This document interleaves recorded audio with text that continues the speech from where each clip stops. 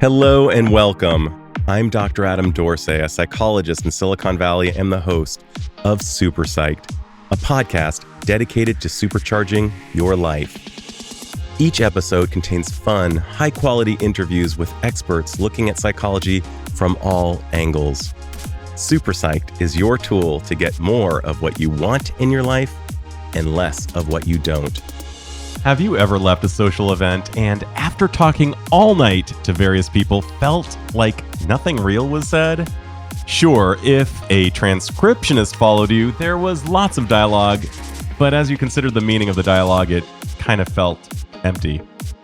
This would not be problematic if we humans didn't chase meaning throughout our lives. As SuperPsyched guest, mythologist Michael Meade says, "We are not just Homo sapiens, we are Homo symbolicus," which I think is a super cool way of saying that we are creatures who need meaning in life. Unfortunately, most schools don't teach us how to engage in meaningful conversation. Instead, most of us go through life engaging in small talk and not knowing how to connect with others about things that really matter to us. And because we are social creatures, much of how we learn about who we are ourselves occurs in a space of conversation. So not only does that keep us from knowing others, it actually keeps us from knowing ourselves more deeply. Doing this takes vulnerability and courage, but the payoffs are huge, and I'm so grateful that my guest, Kalina Silverman, started on what was meant to be a 2-year journey to help us with the skill of big talk. She's now in her 8th year and doesn't appear to be stopping anytime soon because there's such a need for it. Being a fan of Kalina's work is definitely not a lonely experience. Her TEDx talk has garnered over 6 million views, and her big talk cards that facilitate good conversations through questions sell in large volumes. Her work has been incorporated into large corporations, the military, schools, and even jails to improve the quality of life of the stakeholders there.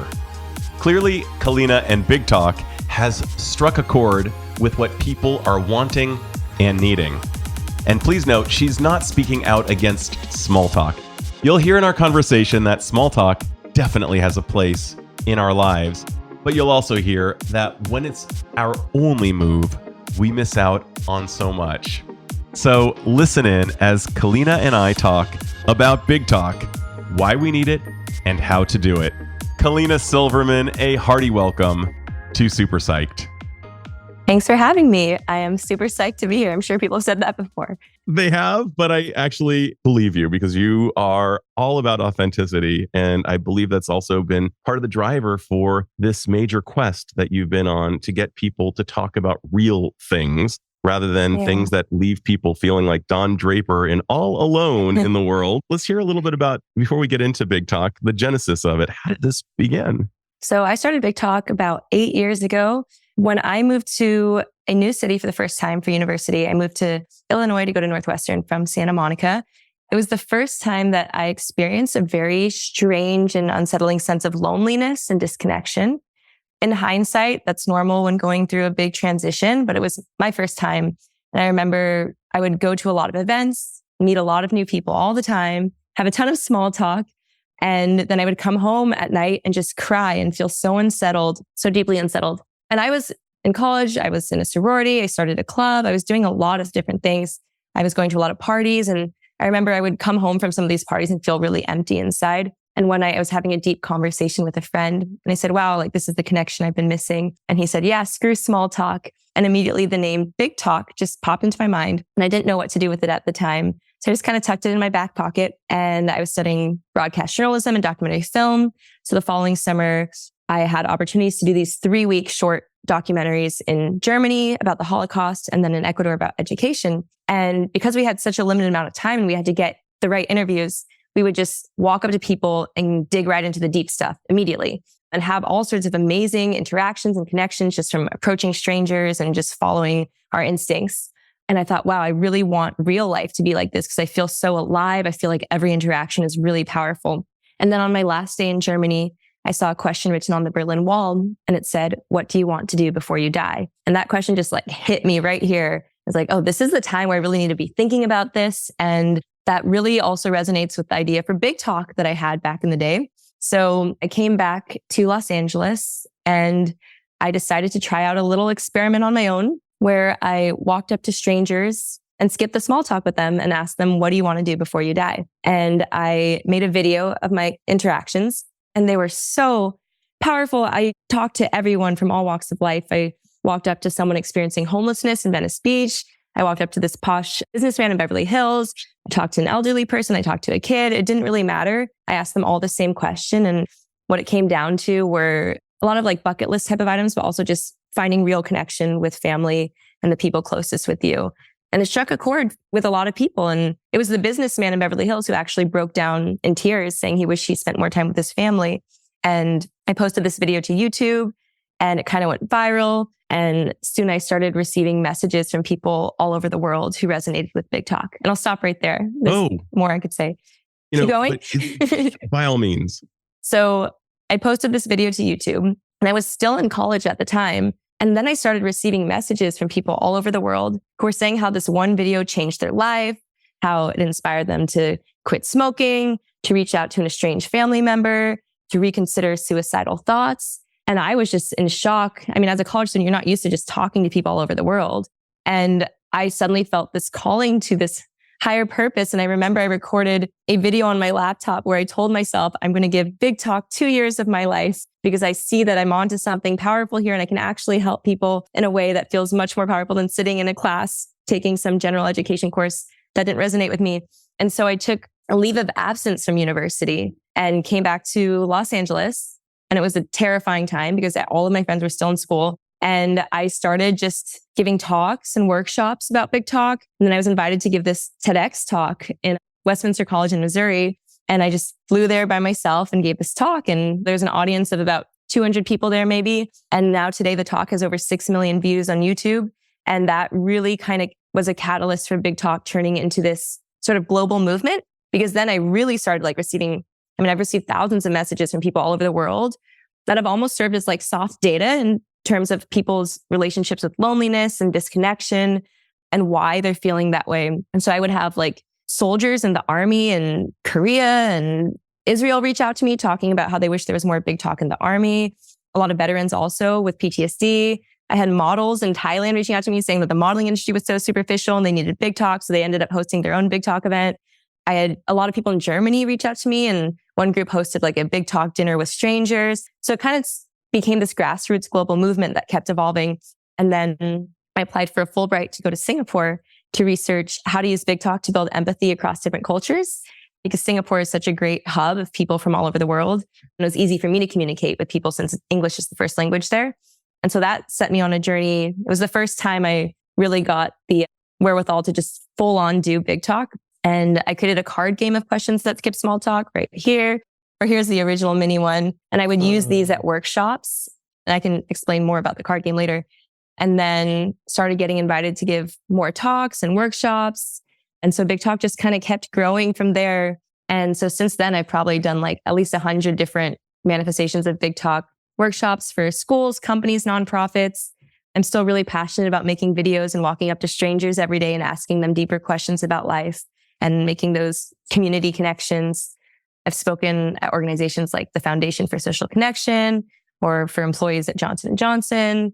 Harvard Medical School actually has used Big Talk at their orientation for the past few years. So it's kind of just evolved and taken on this life of its own. So incredible that you really resonated with this idea. And it's both a metaphor and a literal reality that it was a wall that called you. And I mean, a wall can be a barrier. In this case, it was actually a portal, and it was a broken wall. It was a previously tyrannical wall. And you gleaned Never something thought about it like that. Somebody, it's so cool that you did that. And I think about Don Draper from Mad Men. Here's this handsome guy. Everybody wants to be like John Hamm as Don Draper. All the guys do, at least most of the guys I know. And yet he was miserable. He was lonely. He was marinating in his shame about his past that he could tell no one. And here you're creating a method through which people can actually unburden themselves from their ruminations, their shame, there's feeling alone. And there's such a Right. big difference between loneliness and solitude. Solitude is great. Loneliness Yeah. is pretty deleterious to our health. We know this. It's going to be worse Horrible. than smoking. And you've actually come up with a mechanism through which people can feel more connected to others. And I'm wondering from your vantage point, why, and obviously a big believer of this, but I want to hear from your vantage point, why is authentic connection so important?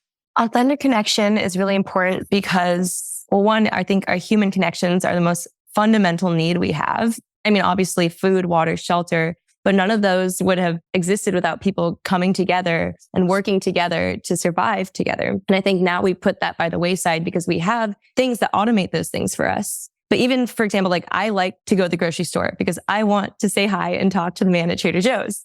A lot of people just like order their groceries or like just do everything automatically. But authentic human connection is what fuels us for life and gives us a sense of purpose and value. And I really learned that every time I do Big Talk interviews with people. And that's what it comes down to. People will leave like Big Talk workshops or interviews and say, wow, I just had a more meaningful, deeper connection in 5 minutes. And after years of knowing someone, it just creates a sense for being. And it also makes you feel seen and heard, which is really important for our own sense of identity and just feeling like a sense of mattering in the world. Yeah, as I hear you saying this, I'm thinking about how we really come to know who we are in relationship. There's an old axiom that kind of speaks to some of perhaps even the downsides of our social mind. It goes kind of like this. I am not what I think I am. I am not what you think I am. I am what I think you think I am. And without an actual conversation to disabuse us of what I think you think I am, or us connecting over perhaps a vulnerability. Like, oh my gosh, I remember going to my high school reunion, seeing people who I would walk next to in hallways, thinking these guys got it together. And at my 20th reunion, they're like, dude, I did not have it together. My dad was an alcoholic. I didn't know about my sexuality. I was constantly thinking about self-harm, but I had no one to talk about. And I just looked that way. And meanwhile, I was walking around like, gosh, that guy's got it together. And little did I know that if he and I actually sat down and had a real talk, I would realize, wow, we could actually help each other. But there were too many Berlin Walls impeding us from that type of conversation. And you have come up with this plan, this actual method. I want to actually talk about, though, the nuanced differences in language. Somebody could ask, what would you like to do with your life? And it's a very different proposition to say, what do you want to do before you die? They're ostensibly the same question. They may be even pulling for similar data, but they pull at different parts of us. And you have conscientiously, I know you have conscientiously done so because you've told me that you're not a fan of moving fast and breaking things. You're a fan of intentionality. I'm wondering if intentionality drives the nuanced nature of your questions, and what do you keep in mind so that you can ideally extract the most meaningful data through a well-worded question? 100%. I think there's a lot of like deep question card games or lists out there, but I don't know. I kind of took like a methodical research lens towards writing the questions while also just being in the flow and finding ones that work. But the way to find every Big Talk question that I wrote and that I write is that it should be something that any human being could answer, regardless of their station in life, regardless of what they do, their age. So that's why I can do the same Big Talk workshops with 10-year-olds as well as 70-year-olds, because it's about being a human being. And every question should touch on a personal story or experience or value system and not relate to needing to have specific factual knowledge, or it's not about having political opinions. I mean, sometimes Big Talk conversations can lead to that. Obviously, you can't totally control a conversation, but it's really just about sharing your personal experiences and showing how those inform your perspective on life. And then, of course, questions that don't just have like one word answers or would have a yes or no answer, but questions that can invite more conversation and invite follow-up questions.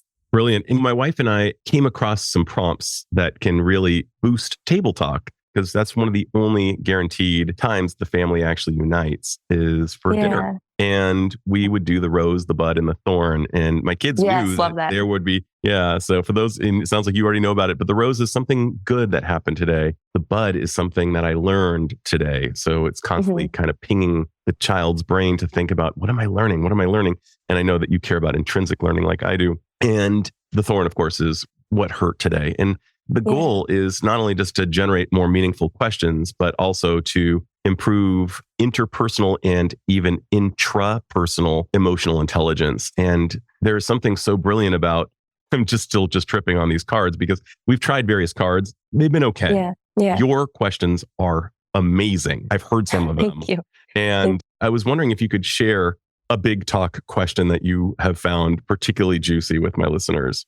Sure. So this one, I wouldn't say it's juicy in terms of emotional depth, but one that I love to start every event that I do with is, what are you curious about lately? And it's so simple, but it gets right to the heart of what's top of people's minds and what they're actually interested in or nerding out about or really excited about in life. Because if you ask people, what are you curious about lately? They'll be like, oh, like there's this thing that I love right now that I want to talk about. And so it's such a great opener. So I love, what are you curious about lately? And yeah, these questions are very simple, right? They're not like complicated questions. Along the veins of, what are you curious about lately? A similar one is, what's something you've always wanted to do that now would be a great time to pursue? Because something about that question too gets people sharing an interest that they might have been scared, but now they're ready for. And oftentimes someone else will say, no way, I've been wanting to do that too. Sometimes it leads to a future interaction or connection with people because they've established that common ground, and it leaves space for something like real and physical to happen in the future. What else do I love? I love, what's something you can do today that you couldn't do a year ago? It's a great reflection question. A wonderful one. And it really also speaks to the idea of neurogenesis, the idea that we are constantly generating new brain cells. No matter how old we get, we can teach, so to speak, old dogs new tricks. And it really speaks to just the joy of learning something new or experiencing something that we, and I love the, what are you curious about at this moment? Because we all have these windows of time. It's kind of like these David Bowie changes that we go through life. It's like, what I'm really into right now. And wow, I mean, just kind of mutual enthusiasm and even the vicarious enthusiasm. Even if I'm not into beekeeping, learning about my friend's beekeeping love may really just get me really excited and see honey in a different way, or see the plight of the bees differently, or just passion in general. And when I think about, every meeting is an opportunity. Now, not all of them are going to end in something spectacularly deep, but I think about the squandering of human potential. I've sat on boards where there were really smart people and they weren't being utilized at even 2% of what they could bring to the table. It's like, this is a multidisciplinary team of lawyers, doctors, scientists, and financial brilliant people. And they're not even being probed well by the person who's running this meeting. And Totally. And I think on the other side of things, I don't hear you making an indictment against small talk, that it has a place, which we can get into. But the kind of like what we learn in chemistry, the energetic potential of a thing. What if we were to just look at, I've got 5 minutes, talk with this person. How could we possibly really, really make those 5 minutes that have never happened before and never will happen again meaningful? And I was wondering if you could kind of get into how you do the kind of low bid as you're beginning a conversation to see if the person is open. Because obviously, if you just went to, hey, what do you want to do before you die? Obviously, the person's going to look at you like, do that. Dude, you're high. But what are some of the techniques of just kind of see if somebody's open and ready for such a conversation? Yeah. I think a misconception people have is that I'm against small talk, or I don't do any small talk. No, of course I do small talk. I just think a conversation has so much more potential and meaning if you go past small talk. So I approach people, I smile, I introduce myself, I say my name. And at this point, I can just read people's energy and I can tell you almost immediately if that person's going to be open to big talk or not. In the beginning, there was a lot of rejection because I wasn't aware. But now I'm aware by people's body language. If people have a pleasant, relaxed expression on their face, they're going to be more likely willing to make big talk. If they're relaxing and sitting in a park or something like that, they will also have more time versus, if they're rushing and they're in work clothes. I always approach people from the front. I never approach them from behind because that would catch people off guard and make them feel like you're accosting them or trying to sell them something. What to do before you die. Right. And if someone is like jolly or laughing, or seems like they want to connect further, or if they're engaged in an interesting activity. Like I love making big talk with street performers and buskers, people who you can tell have stepped outside of their box too, of what was considered normal by society. Those are the people that are the greatest to talk to. People, I don't know, you can just tell sometimes by people's eyes that they have a story as well. And those are the people I love to talk to. But really everyone has potential to do big talk. Some people are just easier to access for that. But that's why I don't just walk up to strangers and do interviews. I also lead structured workshops and events, or at networking events, people will open up with big talk questions because then it creates a place and a structure and a time for it, which a lot of people feel much more comfortable with, especially in places that have a lot of corporate structure, like Singapore, for example. And in that sense, then I use the name Big Talk as an excuse for having these conversations, because it takes the pressure off of you to be like, oh, I'm weird, I'm asking a deep question. It's like, oh, there's this card that's prompting me that's called big talk, or there's this idea I heard of called big talk instead of small talk. Do you want to answer a big talk question? So I mean, honestly, like at this point, people know who I am and know about big talk. So if I'm just standing in a group at a party or at a dinner, I'm just like, oh, I have a big talk question for y'all. Want to hear it? People are like, yeah. And then it's really natural. But just mentioning this concept and using, like, big talk is just a name, but it's a great excuse for opening up a conversation. Totally. And it's also big listening, to be clear, Yeah. because you are Yes. very receptive to listening to people's big talk.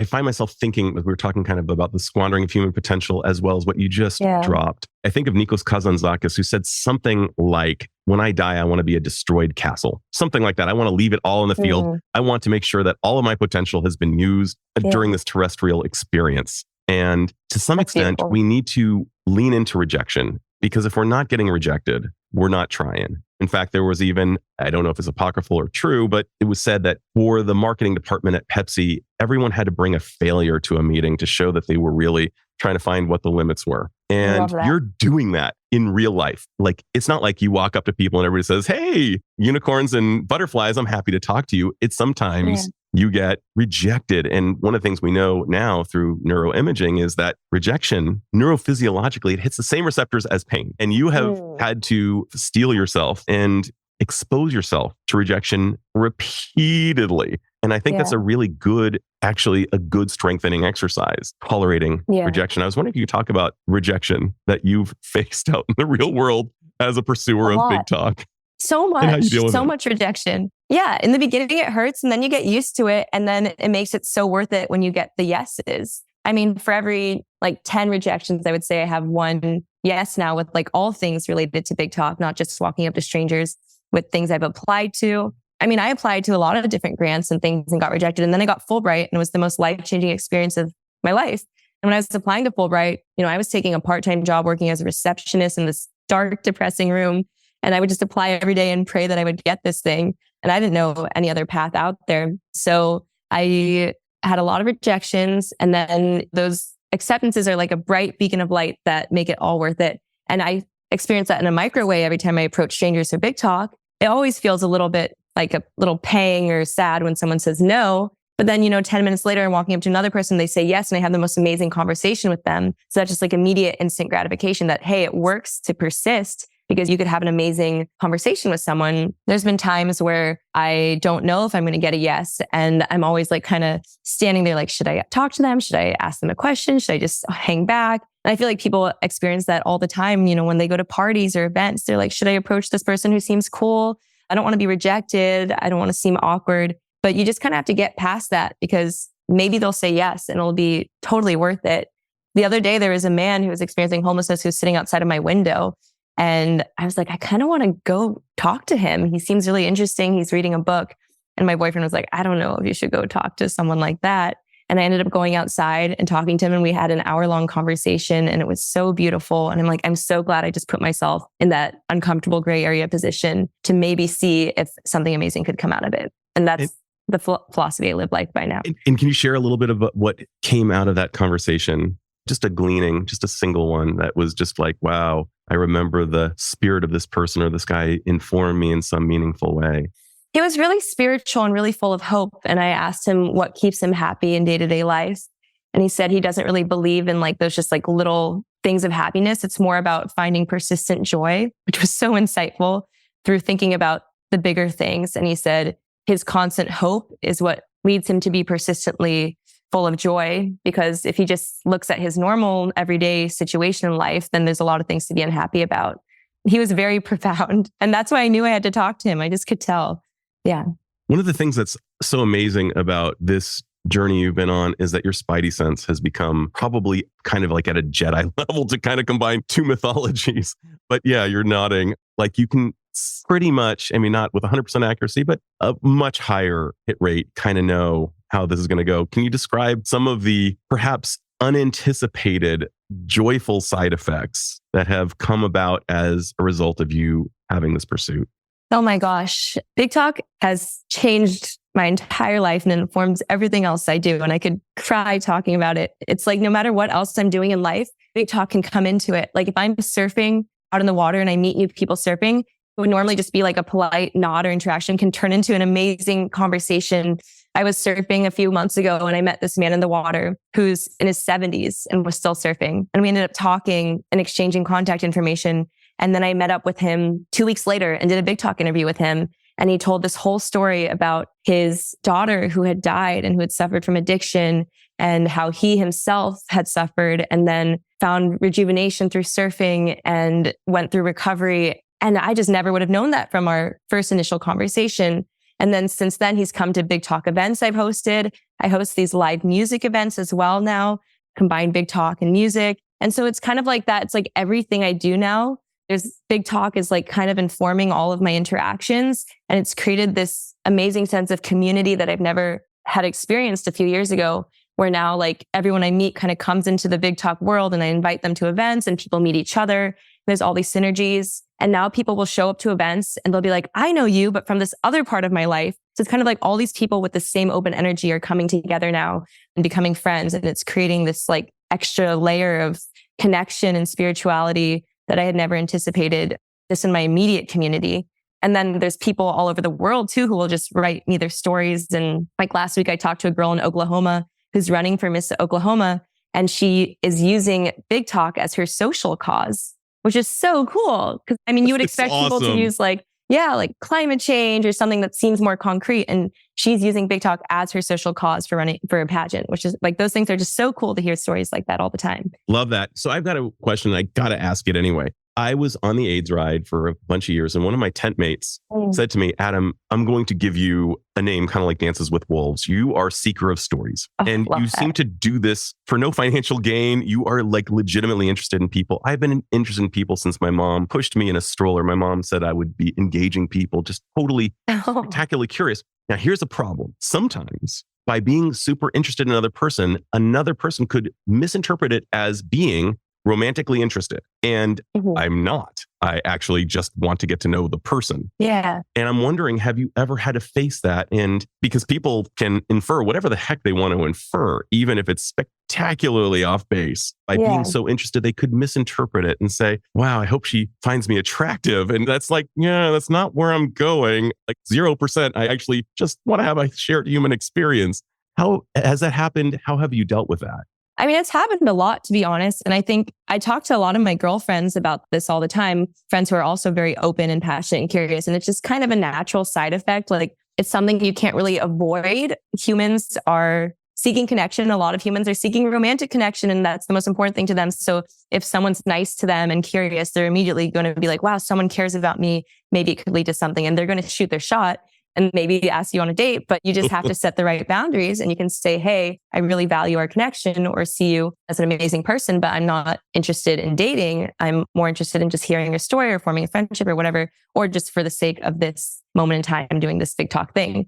Now it's honestly easier because I have a boyfriend. So that's like an immediate excuse. But back when I was single, yeah, it would happen, but it's okay. I think it just like you can't control what happens, but you can control like how you respond and the energy you put out.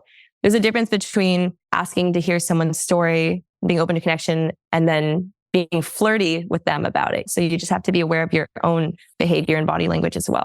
Such an important piece. And I think that I'm going to get into chasms in a second. So this is perfect. Because there's so many chasms, whether it's with regard to our awareness and consciousness, and chasms between what we say and what we do or what we believe and how we live. And one of the things that's so amazing about Big Talk is it does aim and I believe succeed at bridging those chasms. But one of the things that has been really, really eye-opening for me has been having, so hard to do, the willingness to see myself on video. Because how I think I look and sound sometimes is not all that. I remember thinking, oh man, I killed it in this public talk. And then when I saw it, I was just like, oh my gosh, dude, you were saying and ah. I had this weird nervous habit of like rolling up your sleeves. What was that about? And oh my gosh, did you notice how you were pacing? And so oftentimes it's really helpful. One of the things I love in life is my wife is amazing in a gazillion ways that I will not get into. But one of them is she's able to, as my co-pilot, say to me, babe, I don't know if you noticed, but when you were talking to this person, this is how you kind of came off. Like, oh, did not see that. And so I think there's a modicum of humility that accompanies these chasms, whether they are, how we're presenting in the world versus how we think we're presenting, or what I'm going to get into now. And that is the bridging effect of big talk. So many of us know that common sense is not common practice. So many of us know that what we know is not necessarily how we live. And there's something so evocative about the questions that really may help a person come to the conclusion, hang on a second, I'm hearing myself as I talk to Kalina, and I'm actually recognizing that these things are really important to me and I'm not doing them. Yeah. I was wondering if you could talk about that phenomenon of bridging a chasm. I think that's the part where big talk can actually be like life-changing for someone, because I know that sounds kind of cliche, but just even having that conversation with someone else or with yourself makes you realize the missing pieces, like you're saying, the chasms that you need to bridge. That's why I think, what do you want to do before you die? Or what would you do if you were going to die tomorrow? Were such powerful questions for people, because they force people to confront their own mortality and get right to what really matters in life to them. And not everyone's living like that, but being hit with such a hard and emotional question makes people have to face themselves, face their deepest parts of themselves. And so a lot of big talk, like I say, you don't necessarily need to do it with someone else. It can be for self-reflection. It can be a journal prompt, be something you ask yourself every day. And yes, self-awareness and reflection are things you actually have to practice, because it's not built into everyday life. So you have to build it into your own life, and it's very important. And yeah, I mean, for me, every day I try to see the sunset, or when I know the sun's setting, I ask myself, what are 3 things I'm grateful for? What are 3 things I'm looking forward to? And it's so simple, but it really makes me just reflect on my day and think about what I actually care about in the future, and creates a sense of optimism and gratitude. So I really believe in asking yourself the hard questions and using those to inform how you lead your life in the physical realm. And to some extent, this is the entire genesis of this project, that you recognized a chasm between how you were presenting on social media versus how you were actually feeling in college. Yeah. Making it look like I'm living my best life. And at the same time, I am overwhelmed. I'm lonely. I'm feeling a sadness that I've never felt the likes of which before. And had you just continued to marinate in that, oh boy, and not offer this gift, you saw something rich, you leaned into it, and ostensibly for 2 years, but I'm guessing it's been substantially longer than the 2 years that 8. 2 years became 8. And one of the things that you've also had to override was FOMO and social comparison, because your friends were graduating from college, but you'd leaned into this coming from 2 parents with MD PhDs. And so clearly a house of great education, and possibly having to summon up the conviction that what you were doing was so important that it even transcended getting the degree and transcending the social comparison and the FOMO. Can you talk about the social comparison, the FOMO, all that other stuff that you may have had to deal with in your personal thoughts, and how you came to reconcile? Yeah, it was really hard at first. And now it's not, because now Big Talk's established and I have this community. But it took me years to get to this point. And I still experience it sometimes now, especially I have a lot of friends who have corporate jobs that are really high paying. And I feel like this kind of sense of insecurity, but I'm kind of over it now. But to get over it, honestly, it was just my core driving me, knowing how important Big Talk could be and how many lives it could impact.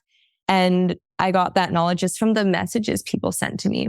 It was really like these emails and Facebook messages I would get from people that said, keep going, or like, you don't know how powerful this is, or this one video changed my life, or this one workshop or one question, like, keep doing this, like, trust me, Kalina, trust yourself. So it was the people who helped support me, who kept me going, and why I kept doing Big Talk.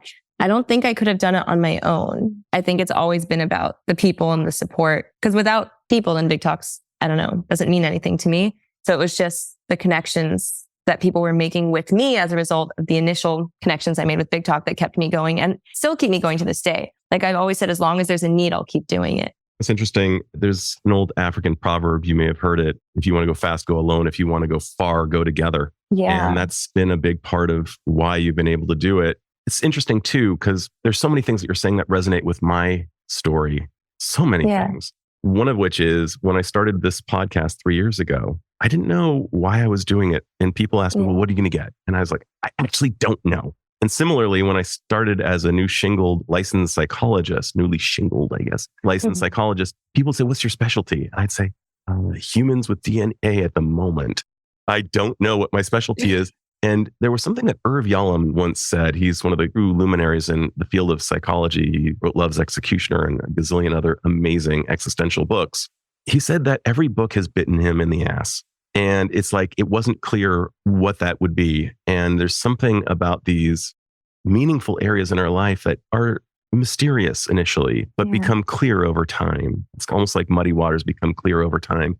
And that's been part of your 2-year journey, which became 8 years and probably will hopefully never stop and will keep morphing into other meaningful, amazing things.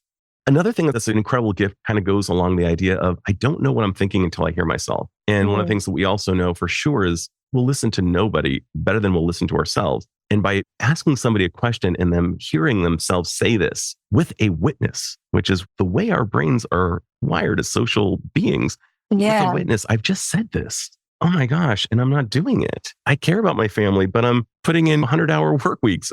What's going on here? Thank you, Kalina. That said, I want to ask you, is there a question that you wish someone would ask you, or a question you love being asked that you could throw out for me that I can ask you? Because I want to hear your answer to a question that you would love to be asked. Oh, that's hard. I don't know if there's a question I would love to be asked myself. I don't even think about that. I just think about asking other people. I don't know. Is there a question that you want to ask me? I guess you've been asking me questions this whole time. Every question I've been wanting to ask you, but I'm kind of... I could ask you one. Go for it, by all means. Well, this one I asked at this Big Talk Wine, Jazz, and Paint night we hosted on Friday night. And it's kind of simple, but difficult.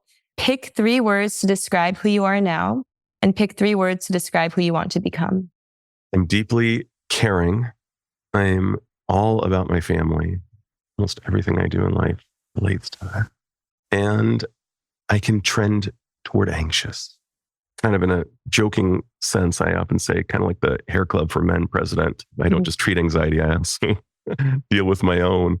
Oh, we all and I guess who I'd like to become, certainly on the anxiety front, most importantly, I'd love to build more equanimity through more of a macro perspective and be able to see things kind of the way the ancient Stoics did, and to be able to zoom out and be more mindful, perhaps.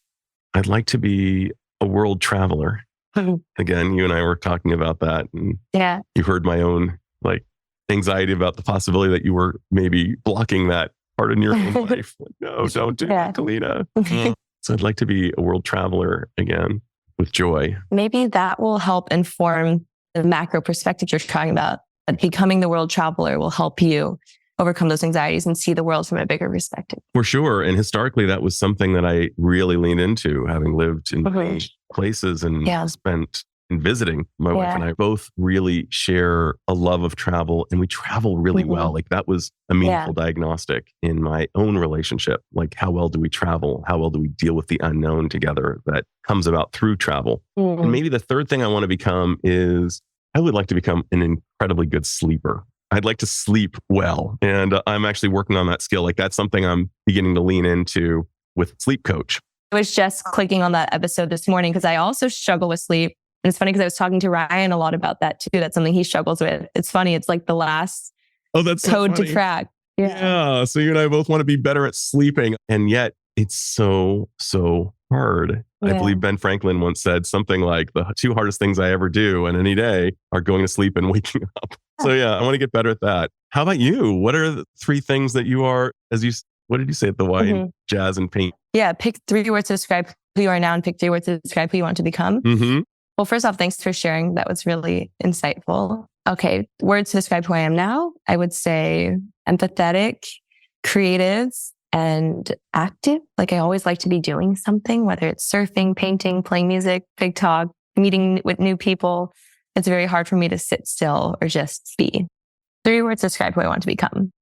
I would say creator. Like I said, creative is who I am now, but I think I have a lot of ideas swirling all the time and I don't always put them into reality. So a creator would be what I want to become, whether it's songwriting, painting, more big talk videos, all that. Kind of what you were saying about like zooming out and having a bigger perspective. One of my biggest fears in life is death. And I haven't gotten over that fear. And it's something I try to avoid thinking about because then I enter this dark hole and freak out. So if I can somehow zoom out and have a more spiritual and less fearful view of death, that would be amazing. And lastly, a word I want to become, kind of an inspirational philanthropist type of person. I have this dream of building this giant ranch overlooking the ocean one day that employs people in need or people fleeing conflict zones and has a lot of cultural events as well. And it's just kind of this haven of joy and creativity and peace for people. Okay, I'm tripping a little bit because this morning when I was geeking out to you on your work, Yeah. can't make this up. I was having this vision of an ocean front property where meaningful healing occurs. Yes. That's literally what I'm describing. Like that was like, what do I want to do before I die? I had this kind of fuzzy vision, but that's what showed up this morning. Wow. When I was thinking about what do I want to do before I die? And for some reason, I saw my wife and me there and it being just this amazing space. Wow, that's a little bonkers. That is. All right. Well, there you go. Is there anything I should have asked but haven't yet asked? So you had mentioned like big talk and how it could lead to people wanting to date someone unnecessarily, but it also has led to some amazing romantic connections. So I will say that, like, it's not like I'm trying to avoid that. For other people, I've received stories about how people used big talk in their first dates and now they're married. And I've actually helped with 2 custom big talk marriage proposals where people asked me to create like the card game, but have "Will you marry me" in the back of it because they got to know their partner through big talk. And a man also once emailed me a photo of his newborn baby and said, because of your questions, I got to know my girlfriend, who's now the wife of our new baby. Like those things hit me so deep and make me cry because it's like, wow, like a little question can change people's lives. That's awesome. Big talk can solve for so many things. It lends itself to big listening. It lends itself to big knowing, more vitality in life, greater curiosity. I mean, the side effects profile of your cards are so massive and so positive. And sometimes from it, you may even glean something that's a little bit, wow, this is inconvenient, but I may need to. Good to know. Yeah. I may need to pursue a higher degree, or I may need to reconsider certain aspects of my life. Wow. Just thank you so much for this gift. My final miraculous question that is this. If you somehow had the magical powers to confer upon all humanity, one insight or skill that would dramatically improve the lives of individuals and perhaps even society at large, what would that skill or insight be? And how do you imagine it would affect people? It's a really good question. I ask people sometimes at the end of my interviews, if you could share a message with the people of the world, what would it be? It's kind of similar. Very similar. Yeah. This is a domino kind of question. Like, what would the domino effect be of whatever it is that would be your... I mean, it sounds cliche, but I would say empathy and listening to others to get to that point of empathy, but being able to internalize their perspective and stories and using that to inform your own. And yeah, this is all speaking from personal experience. I mean, it directly relates to what I do with Big Talk, but I guess that's my wish for the world, is that people were able to be empathetic towards all human beings and understand each other. Because I think that would solve war, it would solve gun violence, it would solve poverty, it would solve like all the biggest problems in the world, because then people would be less selfish and egotistical and think of themselves as more of a collective community where everyone can learn from and celebrate everyone. Cliche, but I really think just like empathy, love, caring are what the world needs. And while it may on the surface appear cliche, and there may be an internal editorial department that's kind of bashing what you just said, I can see that you're verklempt. You're having feelings as you're saying this. And it feels really authentic. And sometimes the things that are ostensibly cliche are the things that we need most and make us feel kind of gooey inside, but they're the things that we absolutely positively need. And I love... There's a reason they're cliche. Yeah, the Beatles got it right. But I love what all you need is love. And empathy. And I'm thinking about some of my former guests, Daryl Davis, an African-American musician who helped 200 men get out of the KKK by helping them get to know themselves better through big questions. I just love what you're doing, Kalina. As soon as we spoke on Friday, I was just like, I have to fast track this. I need to speak with you. You're amazing. I love what you're doing with the dash between your birth and death date. You are leaning into life and the juiciest parts of it. So, oh my God, thank you for what you're doing. I'm so stoked to know you and to get to spend time with you and have my listeners benefit from your wisdom. Thank you. Thank you for your enthusiasm and your kindness and just being willing to share stories as well. I really appreciate it. It's so fun to meet someone who has the same energy and enthusiasm for connection as oneself. So thank you. Thank you, Adam. This is Dr. Adam Dorsey thanking you for listening to SuperPsyched. If you know anyone who might like it or who might benefit from listening, share it. And if you like the episode, please hit subscribe.